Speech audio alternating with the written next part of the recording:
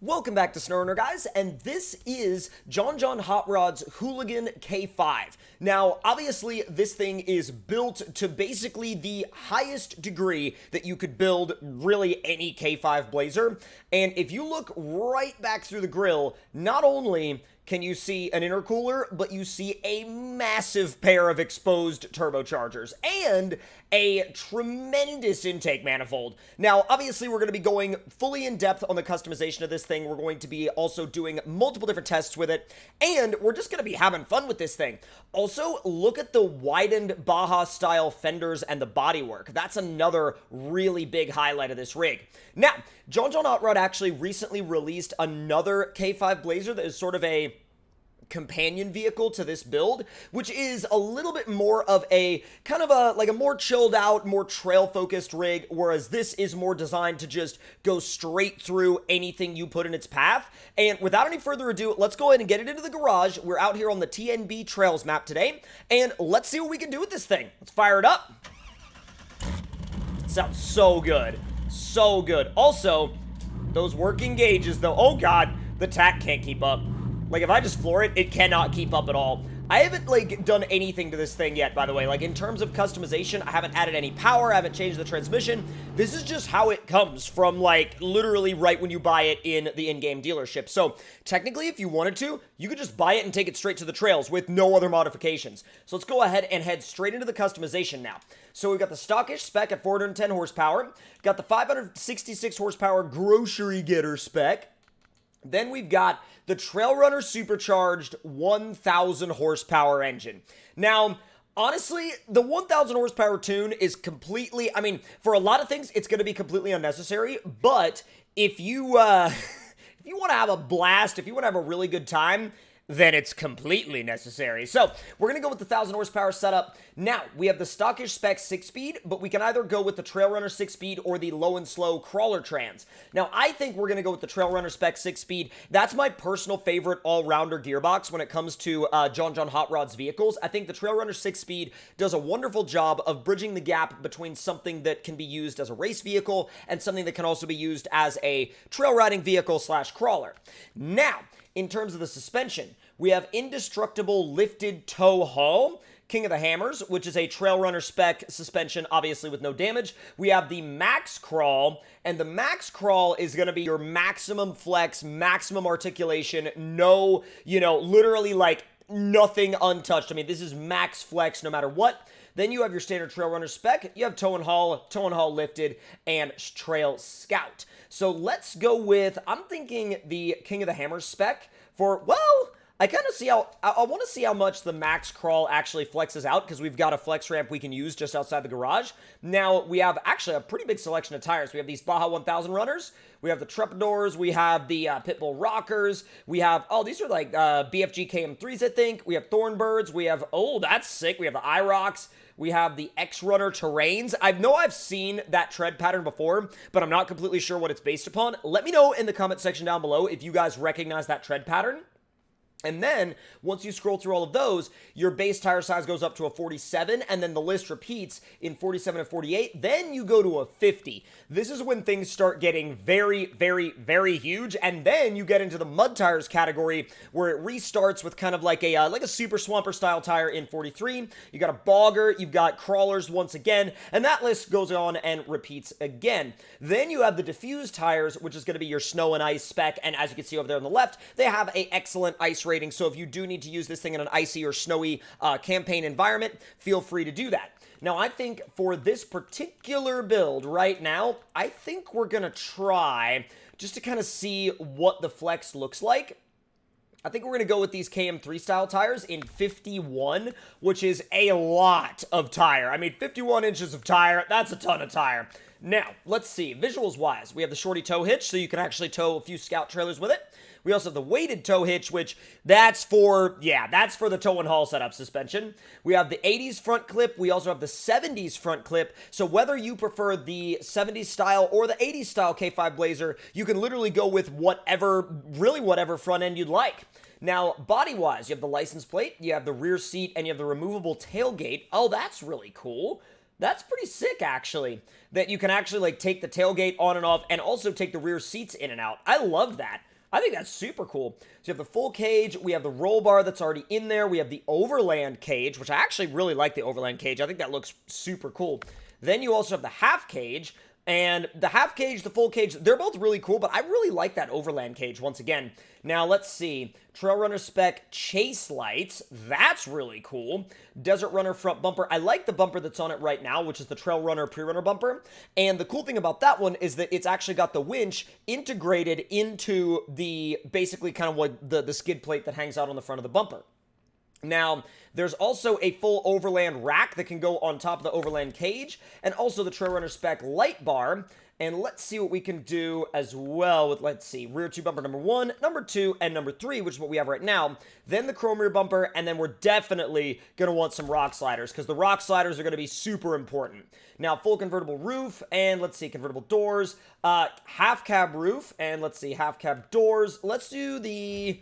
Yeah, let's do the half doors with, there we go. Okay, so the roof with the half doors. That makes more sense. And then you could actually put your spare in the back within the overland cage and underneath the overland rack. And I'm going to look for the, where is it? They call it the Mud Runner terrain. There we go. Or the Muddy Runner terrain, sorry. Now, in terms of wheel selection, you have a ton at this point. JohnJohn Hot Rod has done an incredible job of continuing to add more and more and more wheels to his customization lineup, and I think this vehicle is obviously going to be no different. So we have the Armory, the Arsenal, which these both kind of look like Black Rhino-style wheels. We've also got the Baker beadlock. Then we move on to the Barricade beadlock, which looks amazing. We've got the Chamber, which is on it right now. Then the Dual Sport, which is definitely modeled after an AEV wheel. You could definitely see that in there. You have the HVN beadlock. Then you have the Machete beadlock, which I love those. Love those. Those look kind of like a KMC style wheel. Then you have the Mojave beadlock, the Race 101, which is obviously modeled after a Method wheel. Then the Revolution, then the Riot beadlock, then the Sentinel beadlock, which those actually, they're super different, but I really like them. Shredder beadlock, stock Steely, which actually, the cool thing about that is that even though it's a Steely, he's gone and done a lot of visual work to make them look like they're up to the same level of quality as everything else. The Trek beadlock looks sick, and so does the Wind Race. So I think what we're going to do is we're going to go with the Sentinel beadlock, because that's a completely different wheel than anything I've seen before. And let's see. So some of these special paint jobs are going to look a little bit weathered, a little bit like they've been out in the wilderness for like forever. But what's cool about this is you can either go with a weathered look, or you can go with a very, very polished, like straight out of the paint booth, right off the showroom floor look in some extremely bright colors. I mean, you don't have to go with an extremely bright color necessarily, but man, if you do, dude, it just pops. It absolutely just pops. And the shine of this thing is amazing. Look at this like darker red. Oh man. Now let me go through the rest of the colors, because I do want to see like what is actually there. But that like darker red in a really nice polished look, it's beautiful. It really, like, the visual aspect of this vehicle, I don't think anybody could argue with the visuals of this rig. I mean, it is so on point. It's on a level that I don't really think anybody has ever seen before. At least I haven't seen anything on this level before. All right, first test. That's going to be straight to the flex ramp, because whenever you have a vehicle that comes into the game with a new flex suspension, for me, I'm like, I have got to see what it can do. And maybe it'll flex a little bit better on a slightly smaller tire, but we'll see how it goes with these 51s. Yo, that's actually really, really good, and I'm sure it could flex further. The only thing with that is the rear axle is already basically about to drive up the ramp, so again, I'm sure it could flex further, but oh wait, that's about where it starts to pick it up. So that is max flex, technically. And the cool thing about that is that that's actually a super realistic amount of flex. I feel like that's a super realistic amount. I also feel like it's an amount that, like, it's very believable, and I think it's going to feel balanced on just about every trail you take it to. Now, with that 1,000 horsepower engine, it's obviously very fast, but it's not you know, over the top to the point to where you're just going to hit the throttle and fly off into the trees. It's still very controllable, and I think JohnJohn Hot Rod always does an incredible job with his vehicles in terms of making that top power level still very approachable and very controllable, and it only gets better and better and better every time he releases a new truck. So, oh my god, I love looking at this thing. I just love looking at it, and I feel like it's one of those trucks where you could not blame anybody for just wanting to sit there and stare at it before taking it wheeling. I mean, you obviously want to take it wheeling and you want to use it, and you know, and you want to, like, you know, give it some scratches and scrapes and stuff like that out there in the woods or on the trail, but like, before taking it out, God, I would just have to, like, sit there and stare at it for a while. I would be up underneath it, like, going through everything in the suspension. Let me see if I can jump this gap in. High! Oh, there's where the... Okay. High is where the insanity comes in. Okay, so if you're in, like, normal automatic mode with the 1,000 horsepower engine, it's, like, it's alright, you know? It's not crazy, but then if you put it in high, that's when things get next level, and they get next level very fast. Very fast. So now that we're out here towards the racetrack, what we're going to do is I have a little bit of a trail system over here that I want to take it down. And then after I take it down this way, we're actually going to switch suspensions and we're going to come back to the racetrack. So let's see where I'm... Okay, I'm going the right way. As long as I'm going the right way, I just wanted to make sure that I was headed the right direction. Now, the cool thing about this is that this section is still very flowy, so I can use a lot of that power to get out to the rocky sections pretty quick. But once I get out to the rocky sections, I should be able to... Oh, yeah. So it'll actually be just up around this corner. Easy. Okay. Nope, don't flip over. Thank you. Let's go. Is it going to be straight on from here? No, it's going to be left. I'm doing this the entirely wrong direction. Like, I am just taking routes right now that do not make sense. But that's okay, because that right there is exactly where we're going, because this is the uphill that I wanted to take this thing to, because not only is it a rocky uphill, but it's also a muddy and rocky uphill, so it's going to test both aspects really at the same time. So I'm going to put it in low, not low plus, just standard low. There's that flex that I was looking for. That flex is incredible. The fact that it's already just like, I mean, we haven't even gotten down the trail much at all, and it's already flexing out that much. Oh, dude, top quality, absolute top quality. And see, again, you know, we're in that 1,000 horsepower spec, you know, top engine tune, and you just put it in low, just crawl with it. It's all good. You never have to worry about it. I mean, look at the like the steepness of this hill, and we're just like crawling right up the rocks. It's no big deal.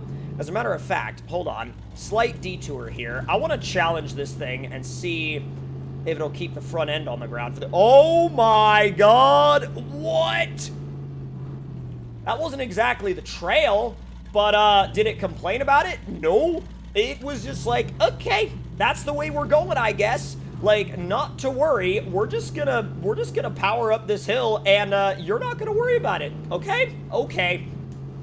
All right, where are we heading after that? So, the biggest thing that I'm noticing right now about this rig is that, like, it's surprising in the way that it does things you don't expect it to do. And when I say it does things you don't expect it to do, it does them in the way of, like, you know, you look at an obstacle and you're like, yeah, I think it can do it, but I think it might have a little bit of trouble with it, and then you attempt it and you're like, oh, you have no trouble with this at all. What am I talking about? All right, so now we're going to go with the, let's see, hold on. We're going to go down to a slightly smaller tire, the Baja 1000 runner. Then we're going to switch, actually, to the King of the Hammers spec suspension. And we're going to go and swap out our wheels one more time, because I want to try a different wheel. And I think the wheel I'm going to try this time is going to be... Oh my god, it's always so hard choosing a wheel for this thing.